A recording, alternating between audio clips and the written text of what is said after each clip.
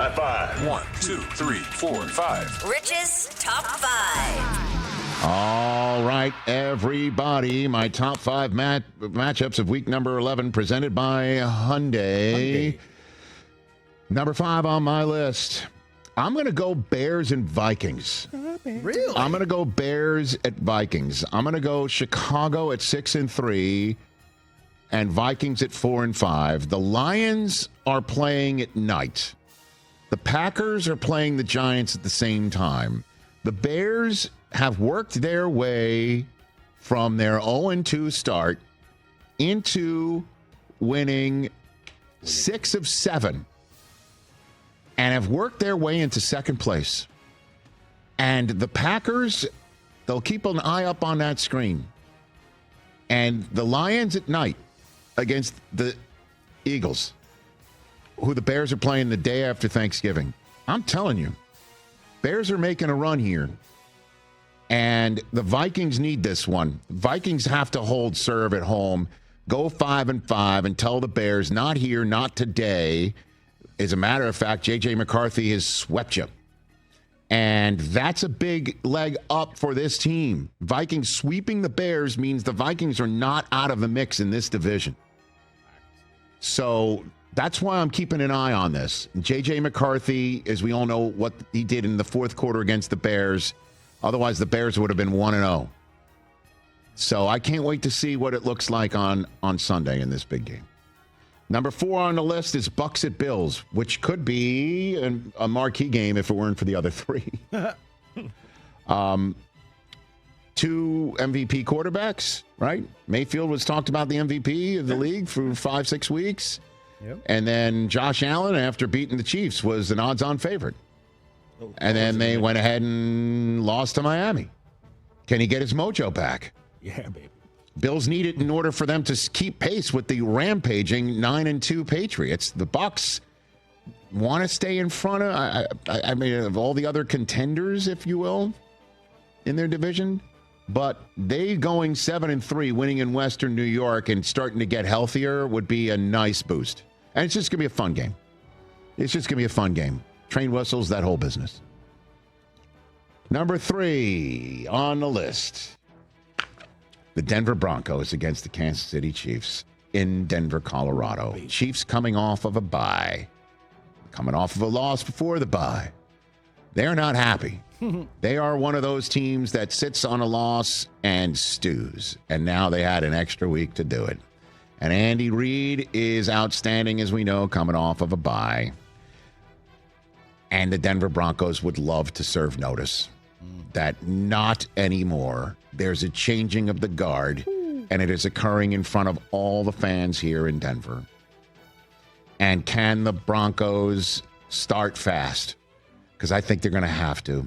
I don't think if they have trouble on offense in the first 3 quarters like they've had, or even the full 4, I don't think the Chiefs, despite how good defensively the Broncos are going to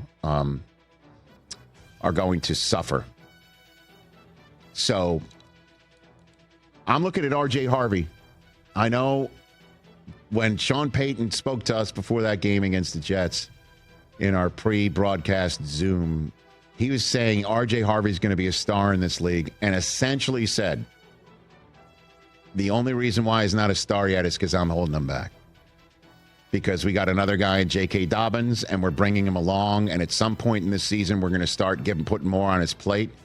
And I think due to the Dobbins injury and the way that you're seeing Trevion Henderson start to take things over in New England, I'm looking at R.J. Harvey as the way through for Denver. Number 2 on this list, Seahawks and Rams. Yeah, buddy. Cooper Kupp coming back to Los Angeles. Everybody's waiting to see what that tribute video is going to look like. Cooper Kupp was asked about it. Did you hear what his response was? I did. He goes, I'm not dead. I'm not dead. I'm still here. Yeah, he's got a point. Very funny. And as a matter of fact, he had a very nice Cooper Kupp, like yards after the catch type play for a Seattle team that hasn't had to play four quarters in a while. It's been a while since Sam Darnold was forced to play a full game. at the quarterback spot because they're just boat racing people. And then there's the Rams, who are top my power rankings because they are playing the best football, I believe, on both sides of the ball, because Matthew Stafford is as red hot as a quarterback has ever been. Nobody's ever thrown 4 or more touchdowns in 3 straight games with no interceptions like he has. He's been amazing. Puka and Devontae and Kyron and Balake and every tight end under the sun that you could probably pick up in your fantasy league right now against this defense that has been terrific for Seattle. Can't wait. Winner goes to 8-2 and has a chance to tie the Eagles if they beat the Lions on Sunday Night Football to lead this conference. And that obviously is game number 1, Lions and Eagles. Did you know the Eagles, since 2022, have the 4th best record in primetime, 13-5. You know who's atop that list? The Lions, 13-2. So they love playing under the lights. They're both 2-1 in primetime this season. The winner of this game will join 3 other teams as the only teams with 3 or more wins in primetime this season. You want to guess who they are? I've mentioned all 2 of the 3 so far in this conversation. Chiefs and Seahawks. And the Chargers. Chargers. Yes, indeed. And both of these quarterbacks perform well under the lights. It's the Dan Campbell first game on the road coordinating the offense, calling the plays. Clark coordinator will be out there with his glasses and his big-ass play sheet. You know, very rare for a head coach to walk into a building and tell Big Dom, I'm bigger than you. That's what Super Dan Campbell can do. I don't know if he's bigger than me. I don't know. I would love to see the 2 of them prior to the game just talking to each other. Was it McAdoo who also had the giant play Yeah, sheet? he did. I can't wait for this. A.J. Brown, is he going to get targeted? This, that, the other. A.J. Brown might have a huge game. I can't wait for it. It's going to be Brown great, season. man. It's going to be great. Huge test for both teams. What's the over-under on that one, Chris? That's my top 5 matchups of week number 11. You have one more. That is I did correct. not know That's my boy who couldn't be happier about the Patriots winning. Oh, man. And first thing Zan's going to say when he walks in on Chiefs-Chargers game is Taylor there? One more. Yep. Packers and Giants. The Packers have a 2-game losing streak. The Packers have a fan base, many of them have lost their minds over this 2-game losing streak. It was just 3 games ago, Jordan Love and that offense was on tilt against the Steelers team that turned around and smacked around the Indianapolis Colts.